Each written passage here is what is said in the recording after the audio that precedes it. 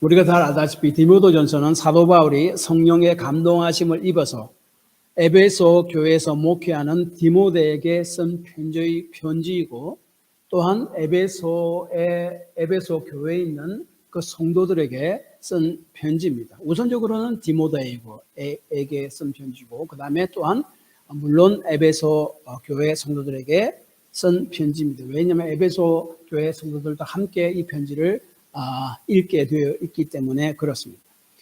디모데는 당시 에베소 교회를 목회하고 있었는데 두 가지의 도전에 직면해 있었습니다. 첫째는 에베소 교회는 당시 바르지 못한 복음, 가짜 복음을 가르치는 거짓 교사들이 들어와서 교회를 어지럽히고 성도들을 미혹하게 하고 있었습니다. 그래서 이 디모데는 목사로서 이 성도들을 거짓 교사들과 그들의 가르침으로부터 보호해야 될 책임이 있었습니다. 그 잘못된 가르침은 제가 지난주에도 말씀드린 대로 첫째는 방종의 삶입니다. 예수를 믿음으로 이미 구원받았으니까 우리의 육신의 삶은 우리가 어떻게 살아도 상관이 없다, 그렇게 생각합니다. 그래서 극도의 방탕으로 나아갔습니다. 내가 이미 영원히 구원받았으니까 육신이 뭐 어차피 퍼펙트하게 삶을 살지 못하는데 완전히 포기해버리고 극한의 방탕 가운데 갔습니다. 잘못된 가르침입니다. 이와는 정반대, 지난주에 3장에 있는 대로 금욕주의의 삶을 살아가는 사람들이 있었습니다. 그래서 하나님께서 인정해 주시는 삶을 살기 위해서 결혼도 하지 말아야 되고 특정한 음식은 먹지 말아야 한다라고 생각해서 아주 극단적인 금욕주의로 나갔습니다. 이런 잘못된 가르침으로부터 성도들을 참 구원해서 바른 믿음의 삶을 살도록 가르쳐야 할 그런 책임, 그런 도전이 디모데 앞에 있었습니다. 그런데 문제는 이러한 어려움들이 있었는데 그렇게 하기 위해서 디모데 자신의 나이가 참 너무 어리다는 것입니다. 특별히 디모데의 당시 나이는 한 30세에서 35세로 추정이 됩니다. 정확한 것은 아닌데 많은 학자들이 그렇게 이야기합니다. 그런데 그 당시에는 우리 한국도 마찬가지지만은 나이가 많은 사람들을 우대하고 존중하는 사회였습니다. 그때는 특별히 더 그래 했습니다. 그런데 이 30대 나이는 이 나이 많은 성도들을 말씀으로 권면하고 잘못된 것을 말씀으로 꾸짖고 이렇게 이끌어 가기에 참 지도자로서 문제가 될 수가 있습니다. 그래서 12절에 사도 바울이 이야기하기를 내 연소함을 업신여기지 못하게 하라, 아주 단호하게 이야기합니다. 그렇게 하려면 먼저 목사로서 안수받았을 때에 그 사명을 잊지 말고 기억해야 된다. 나는 그런 목사로서 사명이 있지 않는데 그 사명이 얼마나 중요한지 기억해라. 그 다음에 말과 행실과 사랑과 믿음과 정절이 있어서 모든 것에 있어서 믿는 자들의 본이 되는 삶을 살아야 한다. 이러한 상황에서 디모데는 어떻게 영적 영향력을 성도들에게 끼쳐서 그 성도들이 바른 말씀과 믿음 위에 서서 살아가게 할 수 있을까 하는 것이 오늘 본문을 통해서 우리가 생각해 봐야 됩니다. 또 오늘날 우리에게 적용해서 이야기하자면 우리가 직분자로서 성도들에게 어떻게 선한 영적 영향력을 끼치는 사람이 될 수 있는가 하는 거예요. 또 부모로서 자녀들에게 어떻게 우리가 선한 영적 영향력을 끼치는 자가 될 수 있느냐 하는 거죠.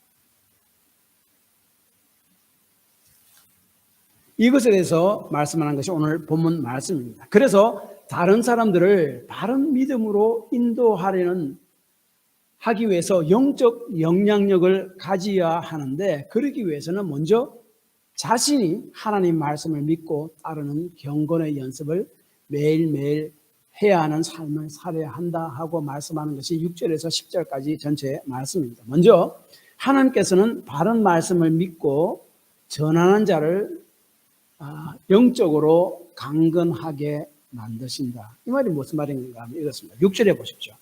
6절이 오늘 본문 전체를 요약해 주는 말씀입니다. 내가 이것으로 형제를 깨우치면 그리스도의 예수의 좋은 일꾼이 되어 믿음의 말씀과 내가 따르는 좋은 교훈으로 양육을 받으리라. 이 말씀이 또 16절에도 사실은 반복되고 있습니다. 16절의 말씀을 간단히 이야기하면 이렇습니다. 내 자신이 어떻게 사는가를 스스로 봄으로 내 자신을 살피고, 또한 내 자신이 무엇을 가르치는가, 바른 복음을 가르치는가 안 가르치는가를 스스로 살펴보라. 그 말입니다. 이 16절이 이 6절 말씀하고 똑같은 말씀이에요.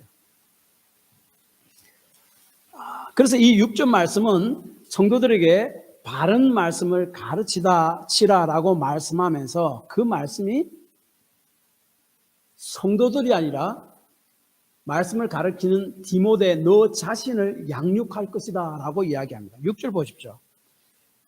내가 이것으로 형제를 깨우시면 그리스도 예수의 좋은 일꾼이 되어 믿음의 말씀과 내가 따르는 좋은 교훈으로 양육을 받으리라.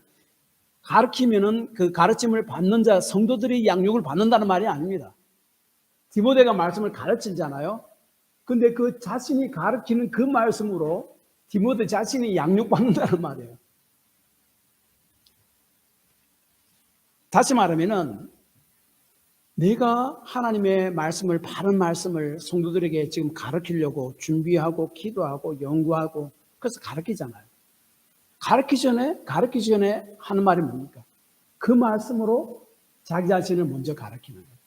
그 말씀이 자기 자신은 그 말씀을 먼저 붙드는 거예요. 그 말씀을 자기 자신에게 먼저 적용시키는 거예요. 그 말씀으로 자기 자신을 먼저 은혜 받게 되어 있습니다. 바른 설교자랍니다. 그래서 가르치잖아요. 그러면 가르침을 받는 사람들도 바른 삶을 살아가고 바른 믿음의 삶을 살아가게 되고, 가르친 내 자신도 내가 가르치는 믿고 따르고 순종하는 그 말씀으로 내가 양육을 받게 됩니다. 영적으로 성장하게 됩니다. 그래서 예수의 좋은 일꾼이 된다. 바르게 가르쳐서 그렇고, 네가 또 하나님 말씀을 바로 따르고 믿음이 바로 서서 그렇고, 예수의 좋은 일꾼이 된다 하는 것이 6절 말씀입니다. 헤든 로빈슨 박사가 있습니다. 강해 설교라는 책을 썼는데 아주 유명한 책입니다. 이제 얼마 전에 돌아가셨는데, 그 분의 강해 설교의 정의를 보면 이렇게 이야기합니다. 강해 설교란 성경 본문의 배경에 관련해서 역사적, 문법적, 문자적, 신학적으로 연구해서 발굴하고 알아낸 성경적 개념, 즉 하나님의 생각을 전달하는 것으로서 성령께서 그 개념을 발굴해낸 하나님의 생각, 그 말씀을 먼저 설교자의 인격과 경험에 적용하시고 설교자를 통해서 다시 회중에게 적용하는 것입니다. 이거 중요한 것이, 설교자가 성도들에게 말씀을 전하기 위해서 정말 기도하고 읽고 묵상하고 또 연구하잖아요. 그때 성령께서 그 설교자 마음속에 먼저 적용해요. 그래서 그 말씀을 준비할 때 설교자가 먼저 은혜 받아야 돼요. 바르게 하면 그 은혜 받게 되어 있습니다. 그리고 그 말씀을 성도들에게 증거하는 거예요. 그 증거하는 과정을 통해서 성도들도 변화될 수 있지만은 설교자 자신도 영적으로 양육받는 거예요. 지금 6절 말씀이 그 말이에요.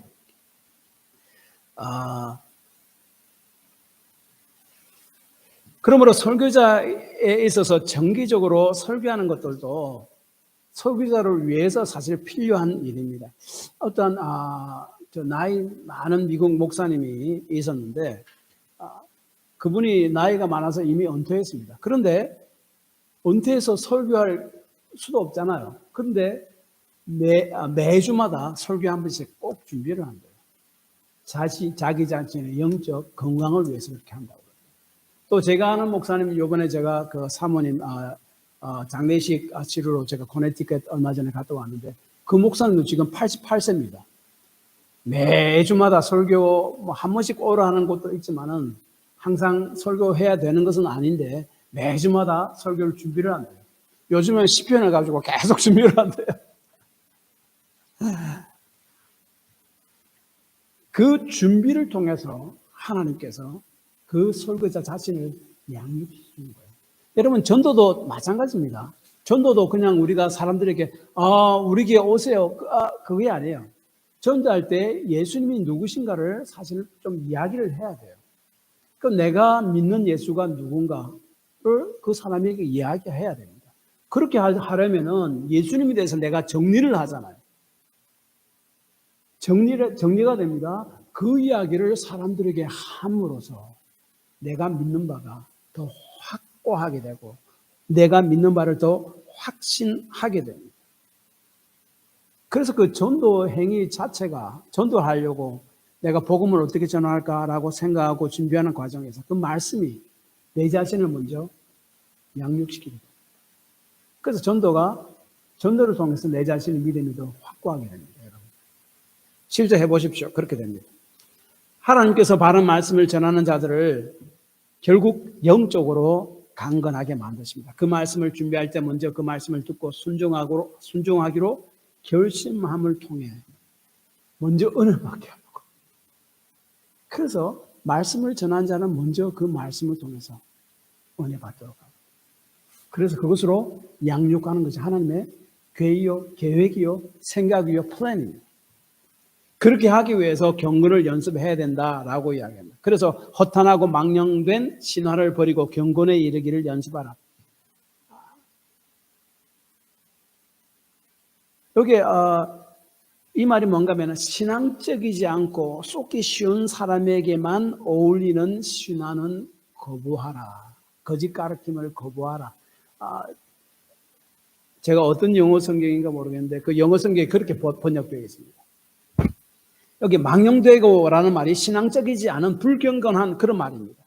신앙이 없는 그런 이야기입니다. 허탄한 이런 말도 그 무신론적이고 사악한 그런 그 수다 떠는 것 있잖아요. 그것을 이야기합니다. 특별히 여기서 NIV 성경 보면 Old Wives' Tale이라고 이야기합니다. 이 말이 뭔가 하면은 나이 많은 여자들이 이제 할 일이 없으니까 모여들고 여러 가지 막 진실이든 아니든 거짓 이야기들을 막 하고 나면은 그게 솔깃해가지고 막 빠져들어가잖아요. 그 진실이 그냥 막 받아들이는 것. 그것을 지금 이야기하고 있습니다. 쏘가 넘어가는 것을 이야기하고 있습니다. 신화란 사람이 지어낸 이야기를 말하는데 거짓 성경 교사들이 꾸며내서 전하는 것, 거짓 가르침을 이야기합니다. 다시 말하면 허탄하고 망령된 신화를 버리고 경건에 이르기를 연습하라 하는 말씀은 신앙적이지 않고 쏟기 쉬운 사람들에게만 어울리는 거짓 가르침은 아예 가까이도 하지 말라. 그냥 완전히 리젝트 해버리라. 끊어버리라. 거기에 뭐 혹시나 해서 속에서 들어가지 말라는 말이에요. 그 시간에 경건에 이르기를 연습해라 하는 말이에요. 운동선수들이 메달을 따기 위해서 육체의 연습을 열심히 하는 것은 유익이 있습니다. 거기서 참 완주를 하거나 우승하게 되면 뭡니까? 스스로 프라우드하죠. 기분이 좋고 우승하면 상금도 받으니까 얼마나 좋습니까? 열심히 합니다. 트라이애슬론, 그 철인 3종 경기라는 운동이 있는데 수영, 달리기, 자전거를 타고 목적지까지 이제 달리는 수영하고 하는 그런 운동 시합입니다. 근데 제가 제 큰아들이 이제 그 매년마다 그 참가합니다. 근데 풀 코스가 있고 half 코스가 있습니다. 풀 코스를 하려면 평균 수영, 자전거, 달리기를 10시간에서 14시간 걸린답니다. 쉬지 않고 해야 됩니다. 그 다음에 half 코스는 5시간에서 6시간 30분 걸린다고 합니다. 근데 이를 위해서 준비를 했는데 제 아들이 보는 책을 봤어요. 트라이애슬론 이라는 책을 보니까 이것을 도전하려면은 6개월 전부터 해야 된대요. 그리고 그 책 안에 6개월 전부터 매달마다 무엇을 어떻게 해야 되는지, 얼만큼 수영을 해야 되고, 얼만큼 달리기를 해야 되고, 얼만큼 자전거를 타기를 해야 되고, 쫙하게 나와 있습니다. 그 시간 순서에 따라 매일매일 계속 해나가야 됩니다. 그래야만 그 트라이애슬론을 완주할 수 있다라고 그럽니다. 따라하는 거예요. 이렇게 하면은 그 운동은 우리 몸을 건강하게 만들어주고 코스를 완주했을 때 혹은 또 우승했을 때 얼마나 큰 기쁨이 됩니까? 성취감을 줍니까? 우리 육신에도 이렇게 유익이 됩니다. 그런데 현재와 내 생의 삶, the life to come, 오는 삶, 미래의 삶에 대한 약속까지 지닌 경건의 훈련은 이 육신의 훈련과는 비교할 수 없이 값진 것이다 라고 하는 것이 실전 말씀입니다. 왜냐하면 이렇게 경건의 연습을 할 때에 예수님 안에서 하나님께서 약속하신 말씀에 대한 믿음과 확신이 분명히 생기기 때문이다 합니다. 분명히 생깁니다. 이렇게 경건의 연습을 할 때에 하나님의 약속의 말씀에 대한 확신이 생깁니다. 그게 8절입니다. 육체의 연단은 약간의 유익이 있으나 경건은 범사에 유익하니 금생과 내생에 약속이 있느니라. 이 말씀은 경건의 연습은 현생과 지금의 삶과 내세에 대한 삶에 대한 약속을 담고 있습니다. 이 말이 뭡니까? 경건 연습을 통해서 그리스도 안에 하나님께서 약속한 그 약속에 대한 확신이 생긴다는 거예요. 매일매일 우리가 트레이닝을 통해서 점점 우리가 운동을 완주를 할 수 있는 힘이 생기잖아요. 이 경건의 훈련을 통해서 하나님께서 예수 그리스도를 통해서 약속한 그 약속 있잖아요. 이 약속에 대한 확신들이 점점 강하게 생깁니다. 사람들이 이야기하는데 왜 나는 하나님의 말씀에 대한 믿음이 없고 약속에 대한 믿음이 없습니까? 경건의 훈련을 안 해서 그렇습니다. 게을리 해서 그렇습니다. 그걸 진지하게 한다면 그 하나님의 약속의 말씀에 대한 믿음이 생겨나고 확신이 점점 더 생겨날 것입니다. 그것이 바로 8절 말씀입니다. 현재의 삶에 대한 약속이 뭡니까? 한 가지 예를 들어서 사도 바울의 말처럼 어떠한 환난의 환경 가운데서도 하나님의 사랑하심을 확신하며 그 환경을 이겨나갈 수 있다라고 합니다. 그래서 그 로마서 8장 35절 37절 누가 우리를 그리스도의 사랑에서 끊으리요? 환난이나 공고나 박해나 기근이나 적신이나 위험이나 칼이라. 기록된 바 우리가 종일 주를 위하여 죽임 당하게 되며 도살당할 양같이 여김을 받았나이다 함과 같은 이런 극심한 고난을 받고 있습니다 지금. 그러나 이 모든 일에 우리를 사랑한 이로 말미암아 우리가 넉넉히 이깁니다. 사도 바울이 그렇게 고백을 해요. 육신은 이렇게 극심한 고난 가운데 있는데 그 영적인 그 내면적인 확신이 있는데 하나님의 사랑이 나에게 끊어진 것이 아니고 이 환난이 하나님의 사랑이 나에게서 끊어졌다는 표시가 아니다는 거예요. 계속적으로 하나님의 사랑이 나를 강하게 붙들고 있거나 확신이 생기는 거예요. 영적인 사랑을 통해서 현세에 유익이 있고 그 다음에 내생의 약속에 대한 확신. 요한복음 10장 28절 29절 내가 그들에게 영생을 주느니 영원히 멸망하지 아니할 것이요 또 그들을 내 손에서 빼앗을 자가 없느니라. 그들을 주신 아버지는 내 만물보다 크시며 아무도 아버지의 손에서 빼앗을 수 없느니라. 이 말씀은 뭡니까? 예수를 믿고 따르는 자에게 준 영생은 영원한 것이고 중간에 취소되지 않습니다. 구원의 영원성, 확실성, 보존에 대해서 하신 말씀입니다. 내가 구원받았는지 안 구원받았는지 그게 아니고 경건의 훈련을 통해서 구원이 영원한 것이구나, 변치 않는 것이구나, 확신 가운데 살아갈 수 있다는 것. 이렇게 담대한 하나님 말씀에 대한 확신이 어떻게 생겨납니까? 매일매일 경건의 연습을 함을 통해서 생겨난다 하는 것이 바로 8절 말씀. 그러므로 사도 바울과 동역자들도 이러한 경건을 훈련을 하는데 아주 수고하고 힘쓰고 애쓴다라고 말씀하는 것이 바로 10절 말씀이에요. 말로만 하는 것이 아니라 자기들도 그렇게 하는 거예요. 보여주는 거예요 지금. 이 수고한다는 말은 농부가 이게 밭에서 일하는데 자기 밭이니까 힘들 때까지 일하잖아요. 그것을 이야기합니다. 힘쓴다는 말은 운동선수가 시합에 참여해서 그 완주하기 위해서 그 다음에 메달을 따기 위해서 정말 막 열심히 애쓰는 것, 그것을 이야기합니다.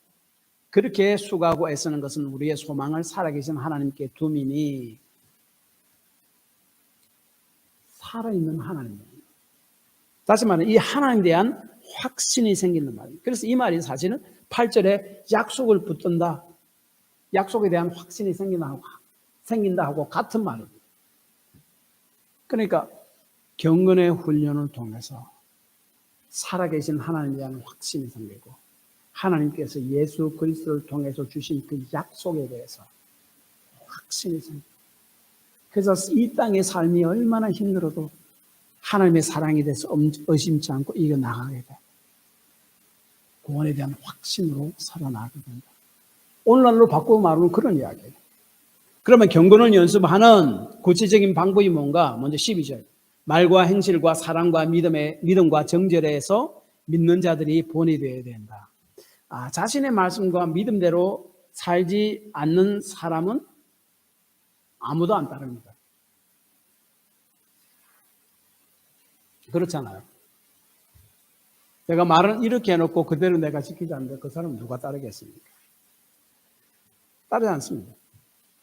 거짓으로 따르는 것처럼 가정에도 영적인 연약함이 자신도 모르게 나타내 보여주고, 그래서 사람들은 그것을 알고 그 사람을 따르지 않습니다.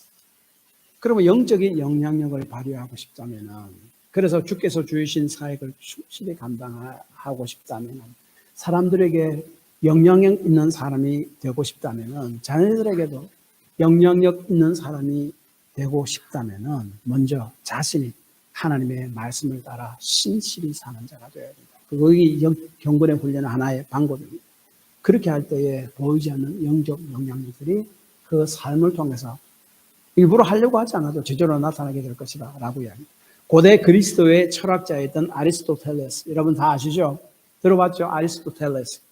그분의 그 수사학이 있는데, 그 고대 사람인데 그 수사학의 그 내용이 오늘날까지 사용되고 있습니다. 오늘날의 그 커뮤니케이션 티오리 이론에서도 그대로 사용하고 있고, 또 설교학에서도 그것을 그대로 사용하고 있습니다. 그 설득의 3대 요소가 있습니다. 첫째, 로고스입니다. 전하는 말 자체, 내용 자체입니다. 그 다음에 에토스. 근데 그 내용을 전하는데 그 전하는 사람의 인격, 인품입니다. 인품이 바르지 않으면 그 전하는 말이 사실일까 아닙니까? 우리가 의심을 품게 되잖아요. 그게 바로 전달되지가 않습니다. 그 다음에 한 가지는 파토스. 감성입니다. 내가 확신이 있어야 되죠. 그러니까 여기서 제일 중요한 것은, 물론 그 로고스, 그 말씀 자체지만은 또한 전하는 자로서 중요한 것은 에토스입니다. 전하는 자의 성품, 인격입니다. 아무리 전하는 자가 말을 잘한다 할지라도 그 인품이나 인격에 문제가 있다면은 전하는 메시지의 신뢰성이 떨어지게 되고 아무도 믿지 않고 거부감이 됩니다. 그래서 말을 전하는 자에게 중요한 것은 말 내용도 중요하지만은, 또 복음을 전하는 자에게 중요한 것은 하나님의 말씀을 바르게 전하는 것도 중요하지만은 전하는 자의 인격이다라고 이야기합니다. 그래서 그 말씀을 전하는 자가 먼저 말씀을 행하는 자가 될 때, 경건의 훈련을 하는 자가 될 때, 그것이 내 말과 행동을 통해서 저절로 나오게 되어 있습니다. 그래서 그 말씀에 대한, 그 사람에 대한 신뢰가 생기고 말씀에 대한 신뢰가 생겨날 것이다 하는 말입니다. 그 다음에 한 가지는 13절에 읽는 것과 권하는 것과 가르치는 것에 전념해야 된다. 읽는 것, 권하는 것, 오늘날로 이야기하면 설교라고 할 수 있습니다. 가르치는 것, 성경 공부라고 할 수 있습니다. 이 모든 것이 우리 교회 생활, 신앙생활, 예배의 중심이 되는 것이죠. 읽는 것에 해당하는 헬러 단어는요, 소리 내서 읽는다는 말입니다. 그래서 많은 영어 성경에서는 The Public Reading of Scripture라고 번역했습니다. 우리가 예배 시간에 읽는 그 공동체 성경 읽기 아니에요. 그 영어로 하면 The Public Reading of Scripture거든요. 그거예요. 성도들 앞에서 성경을 읽는 것. 그러니까 우리 예배를 모일 때 성도들이 다 공적으로 모이지 않아요. 그 앞에서 성경을 읽는 것을 이야기합니다. 초대교회 때는 성도들 앞에서 성경을 읽는 것이 정기적으로 모이는 예배에 꼭 들어갔습니다. 사실은 또 어떻게 따져보면 그 당시에 하나님의 성경, 하나님의 말씀을 누구나 다 카피를 가지고 있을 수 없잖아요. 그래서도 더 그랬습니다. 그런데 어쨌든 교회 예배 가운데, 공적인 예배 가운데 성경을 낭독하고 사람들이 그것을 듣는 것, 그것이 필수적으로 포함되어 있었습니다. 예를 들어 데살로니가전서 5장 27절에 보면 내가 주를 힘입어 너희를 명하노니 모든 형제에게 이 편지, 뭡니까? 하나님의 말씀을, 데살로니가전서 성경을 읽어주라. 그래서 읽는 것 전념해야 되고, 말씀을 가르치는 것, 그 다음에 권하는 것에 전념해야 된다. 제가 처음에도 말씀드린 대로 가르치기 위해서 자신이 먼저 준비해야 됩니다. 배워야 합니다. 그래서 바른 말씀을 사람들에게 전하려면 그 말씀을 읽고 묵상하고 연구하는 과정을 통해서 그 준비하는 자에게 성령께서 먼저 그 말씀을 적용하세요. 은혜 받도록 하세요. 그리고 나서 그 말씀을 성도들에게 전하는 겁니다. 그래서 하나님께서는 그 하나님의 말씀을 전하는 목회자들은 전하는 그 말씀을 통해서 성도들만 양육하는 것이 아니라 그 목회자도 양육해요. 오늘날 목사가는 우리 성도들은 뭡니까? 제가 볼 때는 큐트입니다.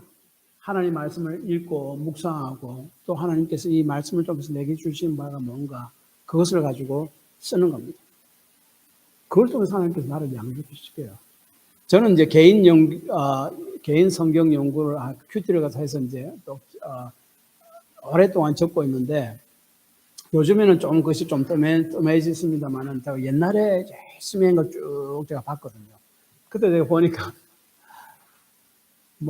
제가 살면서 목회하면서 그들을 적용한 것들이 그대로 다 있는 거예요. 내가 지금 이렇게 돼 있고 교회가 이렇게 돼 있는데 하나님이 이렇게 적용이 그대로 다 나와야 돼. 그 기도입니다.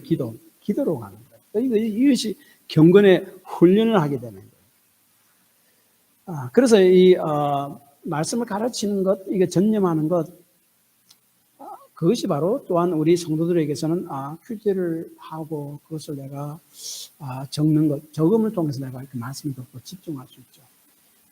그래서 그게 중요하다는 것을 한번 이야기할 수 있고 또 다른 사람에게 예수님을 전하기 위해서 전도하기 위해서 복음을 미리 내가 머릿속에 정리하고 하는 것, 그 과정을 통해서도 하나님께서 나를 양육하세요. 그래서 이러한 것들을 통해서 하나님께서는 다른 이들을 믿음으로 이끌고 영적으로 성장시킬 뿐만 아니라 그것을 행하는 그 자신도 영적으로 성장시킵니다. 하나님의 부자예요. 그래서 이 영적인 진보를 나타내기 위해서 전심전력해야 된다. 15절. 그래서 이 영적인 훈련이 너무 중요한데, 경건의 훈련이 너무 중요한데, 그래서 이 속에서 전심전력해야 된다. 이 전심전력 하에를 영어 성경 NASB, New American Standard Bible이나 Net Bible 보면은 take pain, 고통을 느낄 정도로 열심히 그것을 해라라고 그렇게 번역되어 있어요. 최선을 다하란 말이에요. 우리가 세상을 일을 하는데도 전심전력을 다하지 않습니까? 직장에서도 우리가 참말로 인정받기 위해서 전심전력 다하고 비즈니스도 좀 잘 키우고 해서 내가 전심전력 다하지 않습니까? 영적 일에는 더욱더 그래야 한다. 사도 바울은 나는 이를 위해서 내가 정말로 전심전력 다한다라고 이야기합니다. 그러니까 많은 사람들이 신앙생활을 하는 것을 삶에 있어서 액세서리 정도로 생각합니다. 페인을 테이크하려고 하지 않습니다. 그러나 이 말씀에서 우리가 기억해야 될 것은 이 경건의 훈련에도 사실은 페인이 있다. 그런데 그것이 결국 우리를 강건하게 만들어주고 우리를 하나님의 약속의 말씀에 확신을 주고 하나님의 살아계신 하나님에 대한 확신을 주는 그런 유익한 결과로 우리를 인도한다 하는 말씀입니다. 이러한 경건한 삶을 살며 말씀을 전할 때 그 말씀을 듣는 사람들의 영적인 삶도 그 앞길도 하나님께서 그 말씀으로 책임져 주실 것이고 동시에 그 전하는 자도 영적으로 성장시켜 줄 것이다. 그것이 바로 16절 말씀입니다. 이 16절 말씀이 6절 말씀과 동일한 말씀이라고 제가 이미 초도에서 말씀드렸습니다. 16절 말씀 보십시오. 내가 내 자신과 가르침을 살펴 이 일을 계속하라. 이것을 행함으로 내 자신과 내게 듣는 자를 구원하리라. 이 말이 뭔가 하면 우리 한국 성경에는 막 뭉뚱그렇게 되어 있는데 영어 성경만 봐도 좀 정확하게 되어 있습니다. 너 자신을 살피고 그래서 내가 가르치는 말씀이 바른 말씀인지 조심하게 살펴서 사역을 감당하며 너희 삶을 살아가라 하는 말. 이 말씀은 두 가지입니다. 말씀을 전하는 자신이 먼저 어떻게 사는가를 살피라는 거예요. 내 자신을 먼저, 그러니까 영적인 경건의 훈련을 통해서 내 자신을 먼저 살피라는 거예요. 그 다음에 무엇을 가르치는지를 살펴라는 거예요. 거짓 교사들과 같이 함께 바른 복음의 말씀을 준비할 때 그 말씀대로 먼저 믿고 순종하려고 결심하고 내가 어떻게 먼저 사는지 살펴보고 그 말씀을 믿고 순종하기로 결심하고 그리고 그 말씀을 전하라. 6절과 16절과 똑같은 말씀입니다. 이렇게 될 때에 가르치는 자와 그 말씀을 듣는 자를 하나님께서 구원받게 할 것이다.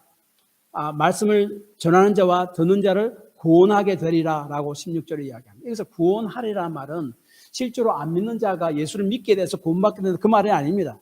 왜냐하면 이 말씀은 이미 예수를 믿는 디모데와 또 에베소 성도들에게 한 말씀이기 때문에 그렇습니다. 여기서 구원하리라는 말씀은 당시 에베소 교회에서 많은 성도들을 미혹하고 있던 거짓 교사들과 그 가르침으로부터 성도들을 벗어나게 만들어서 바른 말씀과 바른 믿음 가운데 살게 만들 것이다. 그 말이에요. 동시에 바른 말씀을 믿고 전하는 디모데 자신의 영적인 삶을 성장시키게 만들 것이다 하는 말씀이에요. 말씀을 연구할 때 그 말씀을 믿고 따르는 순종하는 삶을 살고 먼저 자기 자신에게 적용하고 그리고 그 말씀을 성도들에게 가르친다는 거예요. 성도들도 바른 믿음 위에 서게 만들고 너 자신도 하나님께서 그 말씀을 직접 너를 양육하게 될 것입니다. 결론은 이것입니다. 결국 오늘 말씀의 주된 핵심은 사람들을 주께서 바르게 이끌기 위해서 나 자신이 먼저 주 앞에서 바로 서야 되고 그러기 위해서 힘을 들더라도 영적 훈련을 게을리 하지 말아야 함을 말씀합니다. 성도들을 위해서 동시에 나 자신을 위해서 그렇게 해야 된다라고 이야기합니다. 내가 바른 말씀을 전하기 위해서 준비하며 그 말씀을 믿고 순종하기로 결심하고 그렇게 한다면은 그리고 그 말씀을 성도들에게 전한다면은 그 말씀을 듣는 이에게도 선한 영적 영향력을 미칠 뿐만 아니라 그 말씀을 전하는 너 자신도 영적으로 성장시켜주는 그런 자양분이 될 것이다. 그것을 기억하라. 그러므로 영적 경건의 훈련이 너무나 중요하다는 것을 기억해라. 하는 것이 오늘 본 말씀 기도합니다.